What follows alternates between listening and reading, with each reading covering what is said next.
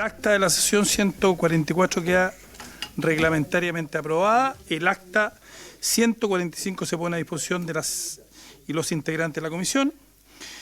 El señor secretario dará lectura a la cuenta. Se ofrece la palabra al señor secretario. Gracias, presidente. Buenas tardes, comisión. Se ha recibido en primer término un correo electrónico el 5 de septiembre de la señora Sofía Jaque Sepúlveda, asesora curriculista de la División Educación del Ejército de Chile, mediante el cual informa una situación que califica de irregular en el Ejército, consistente en un vacío legal que permite que cargos públicos al interior del Ejército se provean mediante concursos internos. Esto ocasiona que militares en servicio activo concursen a puestos de trabajo que corresponden a perfiles de profesionales de origen civil con carrera universitaria. Añade que, debido a que se trata de recursos públicos, lo informó a sus superiores, acto por el que fue objeto de sanción disciplinaria, y solicita ser recibida por la comisión para entregar los antecedentes del asunto que denuncia. En segundo término, ha llegado un proyecto de ley iniciado en moción de los diputados Álvaro Carter, Cristian Araya, Sofía Cid, Juan Irarrázaval, José Carlos Mesa, Benjamín Moreno, Agustín Romero, Luis Sánchez, Stefan Schubert y Renzo Trisotti, que modifica el Código de Justicia Militar para tipificar como traición a la patria la participación de miembros de las Fuerzas Armadas en delitos de narcotráfico y establece la pena accesoria de degradación pública. Ha llegado también un oficio del secretario general por el que comunica que la Cámara de Diputados, a solicitud del diputado Francisco Undurraga, acordó remitir a la Comisión de Defensa, en carácter de comisión técnica, el proyecto de ley que otorga ascenso póstumo al grado de almirante al capitán de fragata Artur Prat Chacón.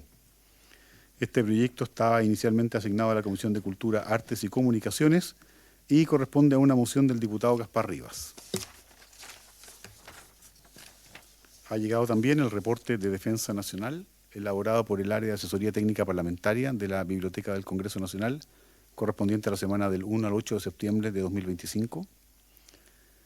Se ha recibido también el número 1007 de la revista de Marina por el periodo mayo-junio 2025, enviada por el presidente de la Academia de Guerra Naval, capitán de navío Rafael Letelier Widow. Y se han recibido las siguientes 6 comunicaciones de las bancadas por las cuales se presentan reemplazos para esta sesión. La bancada de Renovación Nacional, la diputada Camila Flores será reemplazada por el diputado Bernardo Berger. En el Comité Republicano, el diputado Álvaro Carter será reemplazado por la diputada Sofía Cid. En la bancada socialista, el diputado Raúl Leiva será reemplazado por el diputado Leonardo Soto. En la bancada UDI, el diputado Cristian Moreira será reemplazado por el diputado Sergio Bobadilla. En el Comité Demócrata, Evópoli, Amarillos e Independientes, el diputado Francisco Undurraga Gacitúa será reemplazado por el diputado Jorge Guzmán. Y nuevamente en la bancada de Renovación Nacional, el diputado Miguel Ángel Becker será reemplazado por el diputado Juan Carlos Beltrán. Y finalmente ha llegado una comunicación de la diputada Carmen Hertz y el diputado Bernardo Berger, por la que informan que han acordado pareo para la sesión de hoy. Toda la cuenta, presidente. Muchas gracias, señor secretario. ¿Se ofrece la palabra sobre la cuenta?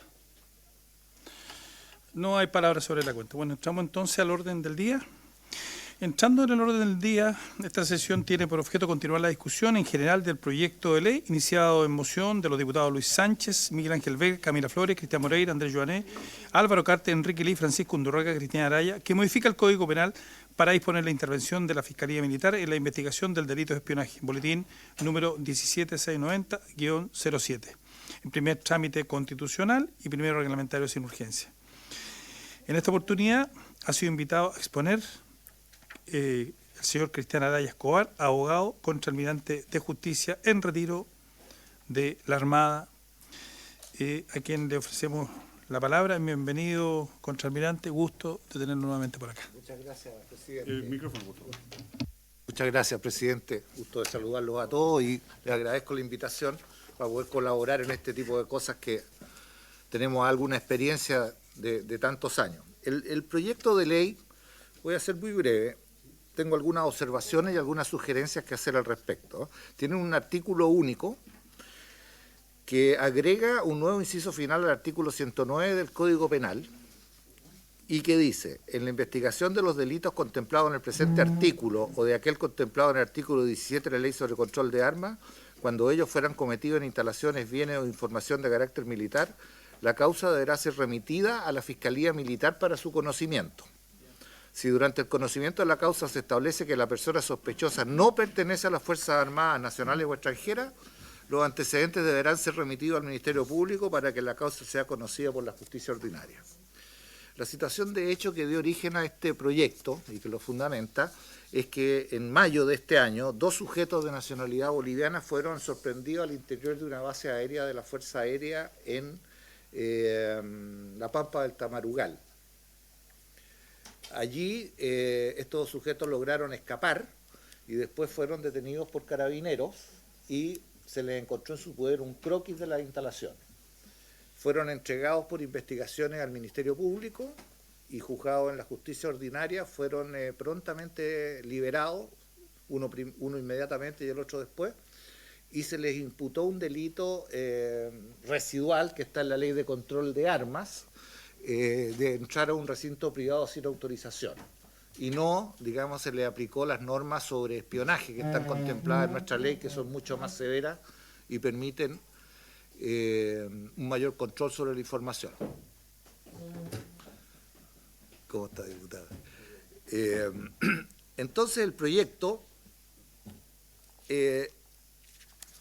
cuestiona que en ese caso no hayan sido objeto de la justicia militar estos sujetos, supuestos espías bolivianos.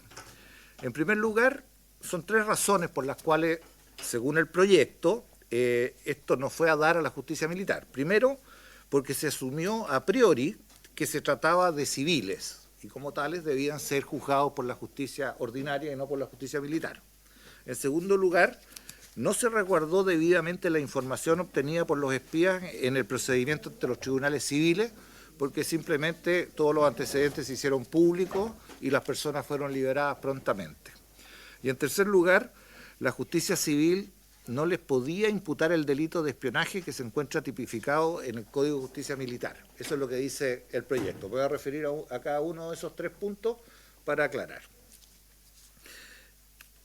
Primero, en relación a la competencia de los tribunales militares, efectivamente en el año 2016 se dictó una ley que estableció claramente de que nunca los tribunales militares pueden juzgar a civiles. Esa norma que está recogida en nuestra legislación vino a perfeccionar el Código de Justicia Militar, recogiendo toda la doctrina, la jurisprudencia y la normativa internacional, ¿ya? Que dispone claramente que los delitos militares cometidos por militares son juzgados por la justicia militar y los delitos cometidos por civiles son juzgados por la justicia civil, ¿ya? Ese es un principio que no se puede, digamos, burlar, porque no solo está establecido en nuestra legislación, sino que es un principio internacional ampliamente reconocido. En este caso, lo que propone el proyecto de ley no es modificar la competencia de la justicia militar, sino que establecer una especie de procedimiento en estos casos de espionaje, que consiste en que en primera instancia, cuando hay una situación, digamos, como de espionaje, se remiten los antecedentes a la justicia militar y tan pronto la justicia militar determine que esa persona es militar, continúa, ¿no es cierto?, conociendo, pero si determina que es civil, debe remitir los antecedentes a la justicia ordinaria. Así que en ese sentido, yo creo que el proyecto es impecable desde el punto de vista de salvaguardar el principio de la división de la competencia entre civiles y militares, pero que permite que en primera instancia, cuando no se sabe si la persona es civil o militar, nacional o extranjero, ¿no es cierto?, esto lo investigue la justicia militar y si determina que es un civil, sea nacional o extranjero, en ese caso lo mande a la Fiscalía, pero permite en primera instancia que la justicia militar aplique normas de control sobre la información que puedan haber obtenido estos espías. En este caso, como dije, se le encontró un croquis de una instalación militar. El segundo punto y la misma solución se plantea para la figura del artículo 17 de la Ley de Control de Armas, que sanciona a las personas que son sorprendidas adentro de un recinto militar sin autorización, ¿ya? Después, en cuanto al resguardo de la información obtenida por los espías, efectivamente en la justicia militar en el Código de Justicia Militar existe un procedimiento destinado a resguardar la información que tiene el carácter de secreta, que está establecido en los artículos 144 y 144 bis, que es muy interesante porque está muy bien regulado, a mi modo de ver, esta situación de los antecedentes secretos. Dice, cuando el fiscal de la causa estime necesario agregar al proceso documentos secretos pertenecientes a las Fuerzas Armadas o a Carabineros, los requerirá el respectivo comandante en jefe institucional o al general director de Carabineros según corresponda, con una resolución fundada. Sin embargo, esa autoridad puede considerar que su remisión afecta a la seguridad del Estado, la defensa nacional, el orden público interior o la seguridad de las personas y puede rehusarse a ella. Si el fiscal estima indispensable la medida, procederá a elevar los antecedentes a la Corte Suprema para su resolución, tribunal que en este caso se integrará en la forma prevista en el artículo 70A. O sea, hay un procedimiento para que el fiscal militar pida los antecedentes que se hayan recabado, que se hayan obtenido de los espías y puedan ser agregados al proceso si es que no se estima que ello vulnera la defensa o la seguridad nacional por parte del ministro de Defensa y en caso de desacuerdo resuelve la Corte Suprema. Y además el 144 bis señala que el fiscal dispondrá en todo caso la formación de un cuaderno separado para agregar los documentos secretos que le sean remitidos y al mismo cuaderno se incorporarán las declaraciones de testigos que se requiera mantener en reserva para preservar secretos que interesen a la seguridad del Estado, la defensa nacional, el orden público interior o la seguridad de las personas. O sea, aquí hay un procedimiento completo que establece que en el caso que se le tome una declaración a una persona imputada como espía o se le sustraigan antecedentes documentales de alguna instalación militar, esos documentos, de acuerdo al procedimiento militar, quedarían resguardados suficientemente con este procedimiento que está acá. Por lo tanto, desde esa perspectiva, también me parece muy conveniente que en una primera instancia la causa la conozca la justicia militar para resguardar el secreto de los antecedentes obtenidos por los espías.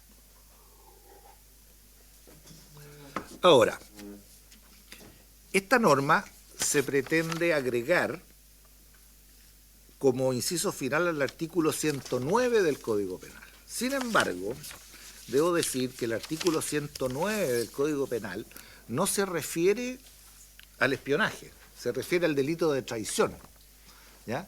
Que es un delito completamente distinto y dice, por ejemplo, dice el que facilitare al enemigo la entrada en el territorio de la República, el que le entregare ciudades, puertos, plazas, varias conductas constitutivas de traición que consisten en una actitud de beneficiar al enemigo y que puede ser cometida obviamente solamente por el nacional. Una de las causales constitutivas de traición es el que suministrare al enemigo planos de fortificaciones, arsenales, puertos o radas.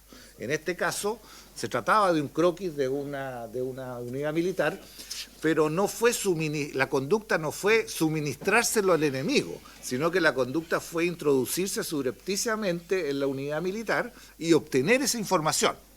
¿Ya? Así que no hay aquí un delito de traición y no resulta, a mi modo de ver, aplicable el delito de traición a los argumentos que hemos venido dando. Sí, en cambio, el delito de espionaje se encuentra establecido en el artículo 252 del Código de Justicia Militar, que dice que será condenado a la pena de presidio perpetuo, una pena altísima, como espía.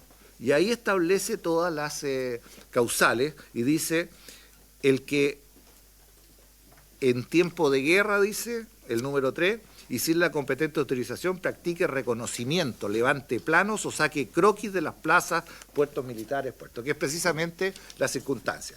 Este artículo se refiere al tiempo de guerra, pero el 254 dice que el que en tiempo de paz ejecutare alguno de estos actos será castigado si fuere militar con presidio mayor militar en cualquiera de sus grados y si fuere civil con presidio menor en su grado máximo o mayor en su grado mínimo. De manera que a mí me parece que en relación con este artículo debiera, digamos, referirse la modificación legal que se pretende, ¿ya? También quisiera aclarar que el hecho de que un delito esté establecido en el Código de Justicia Militar no obsta a que si es competente la justicia ordinaria aplique ese delito establecido en el Código de Justicia Militar, porque hay muchos delitos en el Código de Justicia Militar que pueden ser cometidos por civiles. Por ejemplo, la traición, por ejemplo, el espionaje que estamos analizando aquí.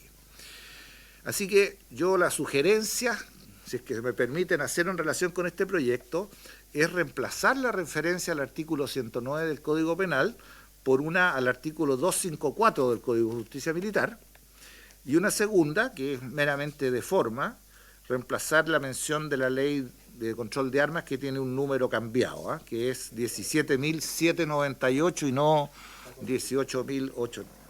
Eso es lo que podría decir, señor presidente. Muchas gracias, don Cristian Araya Escobar, contraalmirante de Justicia en retiro de la Armada, a quien tuvimos la oportunidad también de trabajar en otros momentos en esta misma comisión. Le vamos a ofrecer la palabra al diputado Luis Sánchez, que la solicita. Muchas gracias, presidente. Primero que nada, saludar a nuestro invitado, agradecerle su exposición y hacerle una pregunta respecto a la recomendación que nos hace, que la verdad la encuentro muy atingente, pero lo que me interesa es, sobre la base de su experiencia, resolver quizás un aspecto más práctico y la razón por la cual también en este proyecto de ley no busqué modificar el Código de Justicia Militar. Que también hay muchas personas, expertos en esta materia, que dicen que de cierta forma esto es un código que no lo miran o no lo aplican o no lo toman en cuenta los jueces de la justicia civil, digamos. ¿Cómo uno podría eventualmente resolver ese problema? Porque si entras a modificar un cuerpo legal, esto sin duda es un vicio en el fondo que existe en nuestro sistema hoy día, pero nosotros también tenemos que legislar sobre la base de la práctica. O sea, si queremos resolver un problema, tenemos que entrar ahí donde precisamente va a ser tomado esto en consideración. Entonces, desde su experiencia, en el fondo, ¿cómo podemos tomar en la balanza estos dos aspectos? O sea, que efectivamente, si es que somos todo lo preciso que corresponde ser, esto debiese estar en el 252, 254 o un 254 bis del Código de Justicia Militar, pero al mismo tiempo tenemos la situación de que nos guste o no nos guste, este es un código que hoy día la justicia ordinaria, la justicia penal, no está tomándolo en consideración. Un vicio sin duda de nuestro sistema, pero es algo que está ocurriendo. Sí, efectivamente, mi experiencia es que en otras ocasiones, cuando se ha querido modificar el Código de Justicia Militar,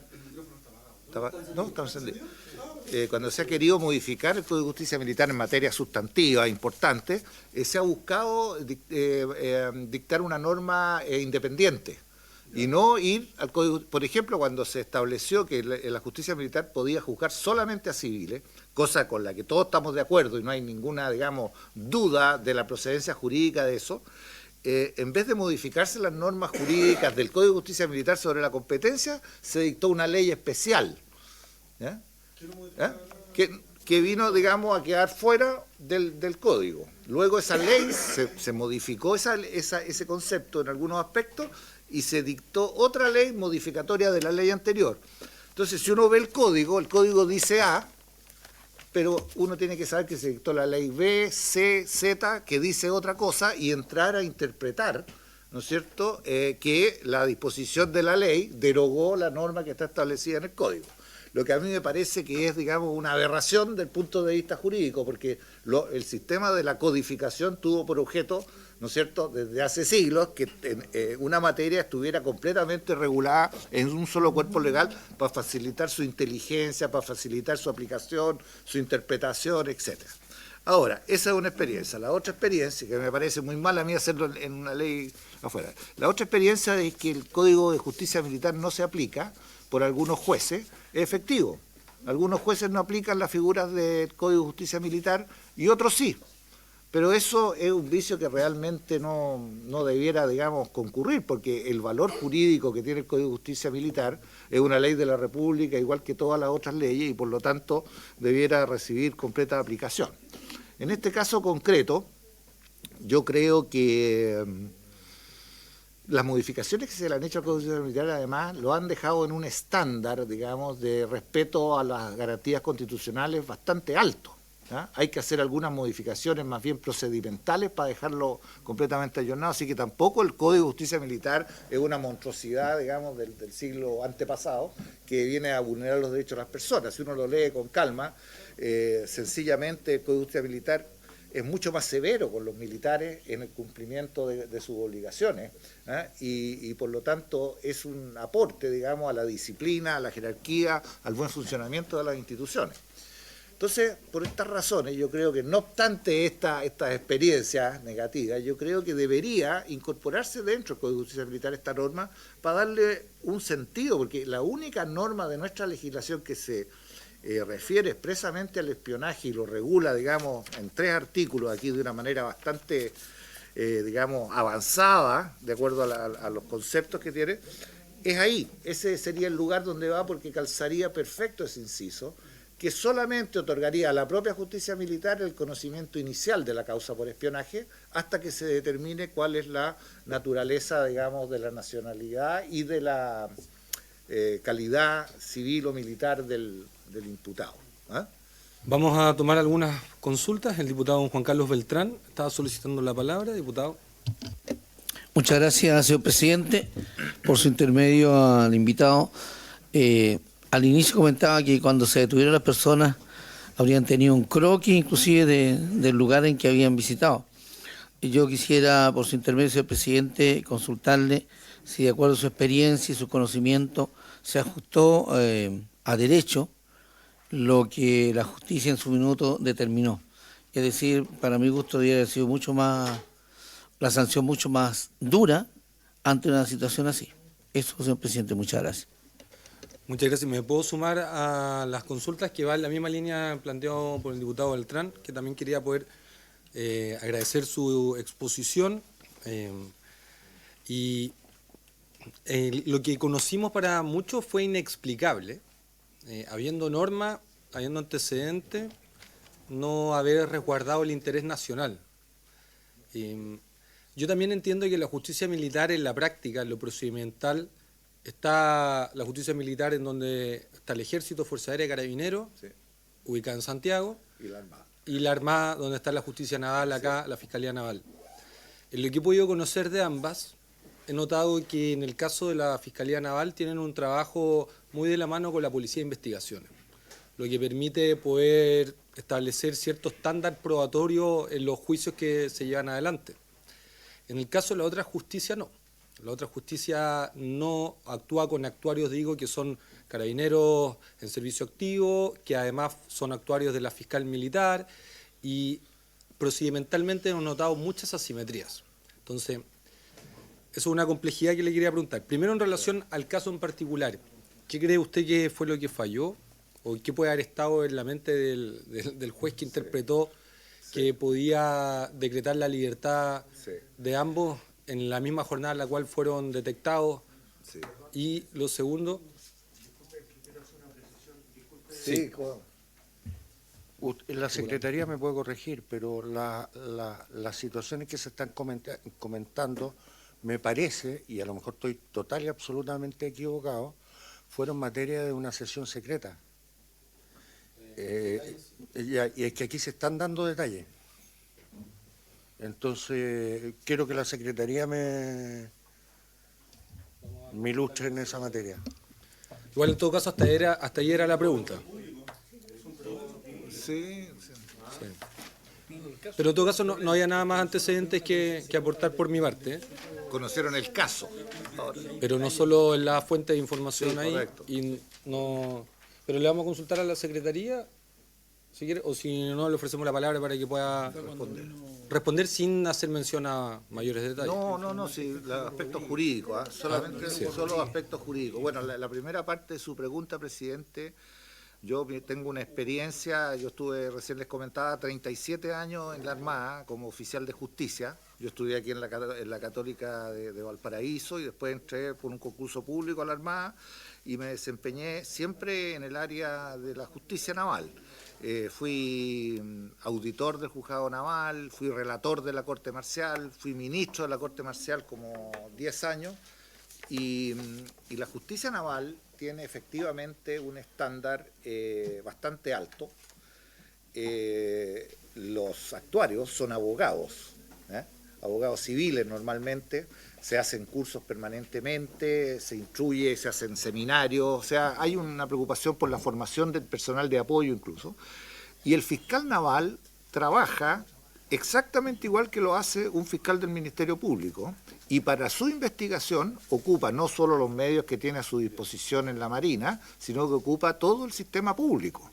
La Policía de Investigaciones, Carabineros se despachan inmediatamente orden de investigar, y yo diría que la efectividad en el cumplimiento de la labor es alta, es muy alta, y es muy importante porque para resguardar el secreto, lo que estamos hablando, y la seguridad nacional. Si se comete un delito arriba de un buque de la Marina, no se puede llevar arriba del buque a levantar un plano del buque y de sus instalaciones, ¿no es cierto?, a un fiscal del Ministerio Público, porque simplemente no tiene el expertise, ni siquiera sabe lo que está dibujando, lo que está fotografiando, lo que está mirando, lo que está comentando. Ahí hay un tema que la justicia militar, digamos, debe ser respetada en ese sentido como una herramienta eficaz para la seguridad nacional, ¿ya? Y bueno, y los delitos, yo no sé cómo funciona bien en las otras ramas, pero me parece que no tienen el mismo estándar, digamos, que tiene en la Marina, ¿ya? Y eso, si es así, yo creo que es un tema que, en vez de tratar de no aplicar la justicia militar o tratar de eliminarla, yo creo que lo que hay que hacer es perfeccionarla. Hay que perfeccionarla porque es una necesidad. Todos los países civilizados tienen un sistema de justicia militar que está estandarizado en cuanto a sus principios básicos. Solamente para juzgar a militares que cometen delitos de la función militar. Cuando el militar comete un delito que no se relaciona con la función, debe ser juzgado por la justicia ordinaria. Ese es un principio básico que se complementa con el otro principio básico, que nunca un civil debe ser juzgado por la justicia militar. Ahora, en este caso concreto, el fiscal del Ministerio Público, como no era especialista en derecho del Código de Justicia Militar, cometió el tremendo error de pensar que aquí no podía él aplicar el delito de espionaje contenido en el Código de Justicia Militar. Y buscó en la legislación común un delito común para aplicárselo, y encontró en la Ley de Control de Armas, el artículo 17 de la Ley de Control de Armas, que sanciona a las personas que sean estos, digamos, civiles o militares, no distingue, que sea sorprendida en un recinto militar estando prohibido. Y se le castiga con una pena mínima, presidio, relegación, menores en su grado mínimo. O sea, si yo le imputo un delito a esa persona, frente a un acto de espionaje, tengo que dejarlo libre inmediatamente de acuerdo a la justicia ordinaria, ¿ya? Y se conocen todos los antecedentes, se hace público el croquis que llevaban de las instalaciones militares.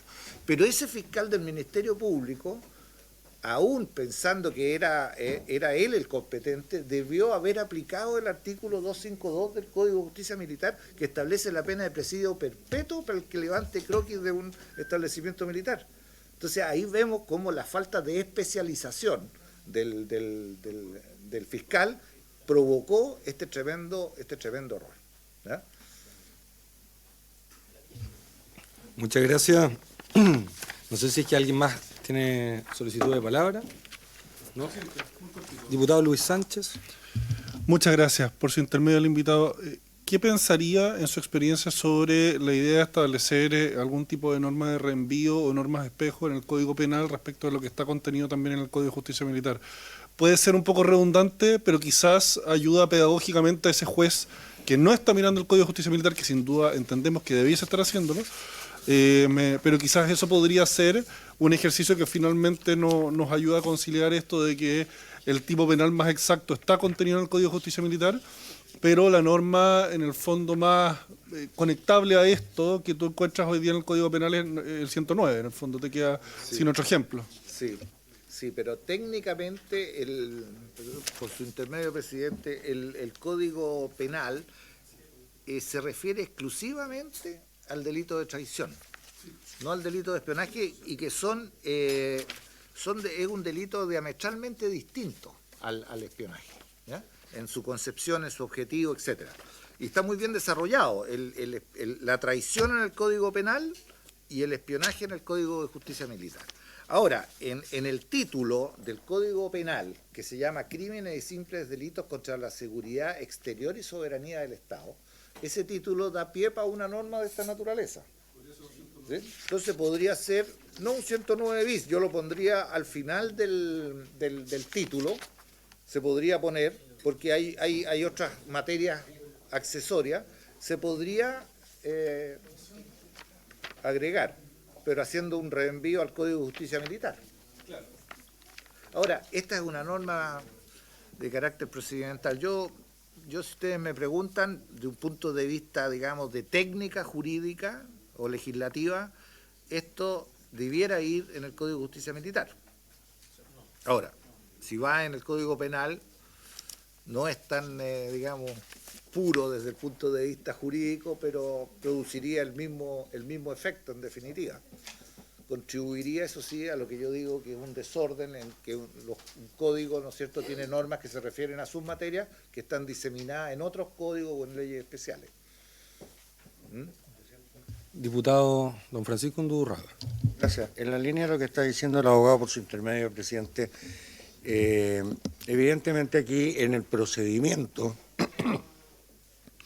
es donde se le calificó a las personas como civiles y no como potenciales militares. Así es.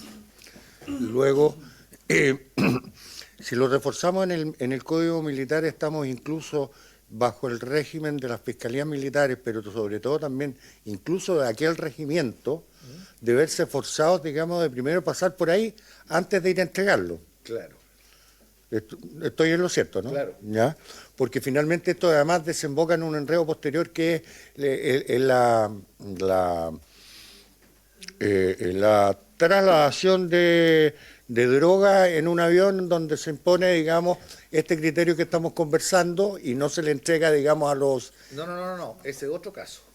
Es otro caso. Aquí no hubo nada que ver con droga. No, sí, yo sé que son casos distintos, pero Ya. yo estoy diciendo en términos de Ya. cómo, de qué es lo que se refuerza primero. Si es que se entrega a la justicia civil o a la justicia militar.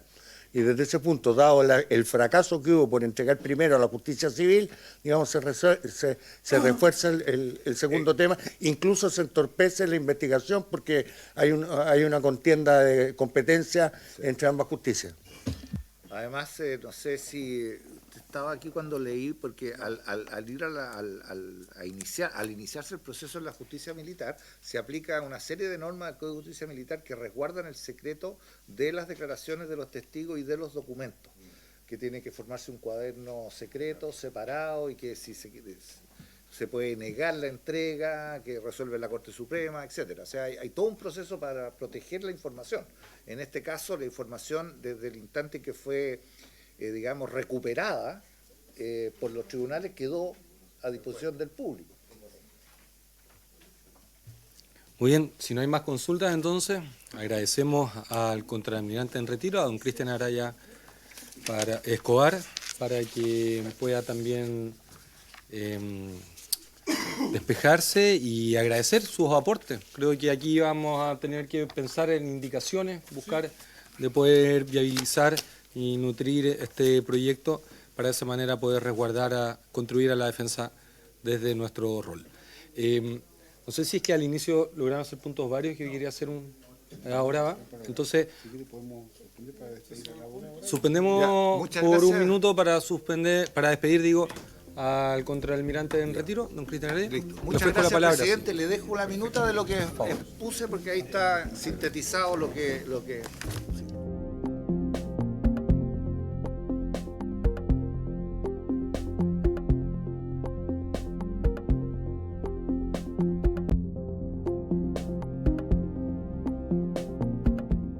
Vamos entonces a darle la palabra al diputado Jonet y luego a mí para hacer unos puntos varios bien breves Oye, que tenemos. Muy bien. Súper breve, presidente. Mire, yo hace varias semanas solicité que la ministra de Defensa me respondiera por escrito todas las preguntas.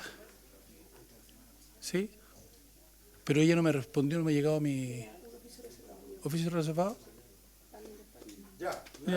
No hay acuerdo entonces. Último, yo muy breve, es en realidad es otro tema. Ya, y tengo otro tema, sí, pero no me acuerdo. Mientras lo verifica Sí, es respecto sí. a un informe que leí en la revista sobre geopolítica, a la revista Interés Nacional, sobre el Estrecho de Magallanes y a una noticia que apareció el comandante del Comando Sur de Estados Unidos, junto con las Fuerzas Armadas Argentinas, realizaron una conferencia en Argentina el pasado 20 en Buenos Aires, y lamentablemente en las declaraciones del oficial estadounidense se da cuenta del interés que tiene Estados Unidos en poder modificar el control que hoy se ejerce en el Estrecho de Magallanes.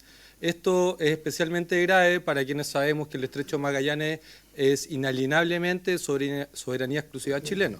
Por eso quisiera que pudiésemos acordar que cuando le corresponda venir al subsecretario de Defensa pueda referirse especialmente a las medidas que se están adoptando para poder indicar qué se está haciendo para resguardar la soberanía del estrecho frente al tipo de narrativas que se está intentando instalar desde Argentina, que son injerencistas respecto a la soberanía que tiene nuestro país. Eso es cuanto quería plantearle a la comisión. Diputado Francisco Undurraga. Gracias, presidente, por tocar este tema. Yo creo que este es un tema que no solamente da para el subsecretario, sino también para el canciller. Aquí hay un tratado, un laudo arbitral generado por el Vaticano, encabezado por el Papa Juan Pablo II, el año 78, donde se llegaron a estos acuerdos, digamos. A mí me preocupa de sobremanera, digamos, no solamente el mantener la soberanía, sino ratificar los tratados. Y me parece que es importante que el canciller venga, porque nosotros también hemos descuidado algunas partes de los tratados, como por ejemplo la posibilidad de que regalen los buques ingleses en Punta Arenas para recargar, a propósito de no molestar al pueblo hermano de Argentina y al gobierno, y al Estado argentino, no al gobierno. Los gobiernos pasan, pero los estados y las personas quedan. Y lo que se está viendo ahí con la intención de venderle armamento a Argentina, los actos que fueron de aquí condenados, como por ejemplo las fotoceldas puestas 10 centímetros o 1,5 metros en territorio nacional, etcétera, etcétera, etcétera, es una conducta que a mí me gustaría, digamos, la opinión del canciller. Si es necesario que sea sesión secreta, bienvenida sea, y si no es secreta, mejor todavía. Muchas gracias, diputado Undurraga. ¿Le parece si es defensa y cancillería? Muy bien, entonces acordémoslo así. Así se acuerda. Diputado don Andrés Llonet. Sí, hay dos cosas que me preocupan que han ocurrido recién. Nuevamente tenemos dos conscriptos que fueron detenidos drogándose en recintos militares, en el mismo lugar donde efectivamente habían sido detenidos los narcomilitares, ¿no? Al interior de la segunda brigada acorazada de los cazadores de Pozo Almonte, en la región de Tarapacá. Entonces, a mí me preocupa, yo quisiera que oficiáramos a la ministra, cuando la ministra venga, al subsecretario, porque ¿cuáles son las medidas? Pues si se supone que ahí es donde se encontraron, justamente donde estaban vinculados este grupo de narcotraficantes al interior de las Fuerzas Armadas, y ahora más encima, dos conscriptos drogándose. ¿Cuáles son las medidas en definitiva reales, no? Y lo otro también, bueno, este incidente que ocurrió respecto de un cabo de la Armada, que un segundo, que tengo un cabo de la Armada que mató a una persona en Batuco. También yo quisiera saber qué es lo que ocurrió ahí, si efectivamente estaba con arma de servicio, cuáles son los antecedentes que tienen, que nos pudiera informar la ministra o su secretario, en un Cefán de Batuco, tras una riña que hubo ahí. Esas son las dos cuestiones que quería plantearle, presidente. Muchas gracias, diputado Llonet. ¿Esto sería para cuando vengan o agendamos una visita? Yo creo que es un oficio. Perfecto. Entonces, No, tu oficio está bien. así entonces se dirige en oficio, y por haberse cumplido el objeto de la sesión y agradeciendo a todas y a todos, esta se levanta. Excelente.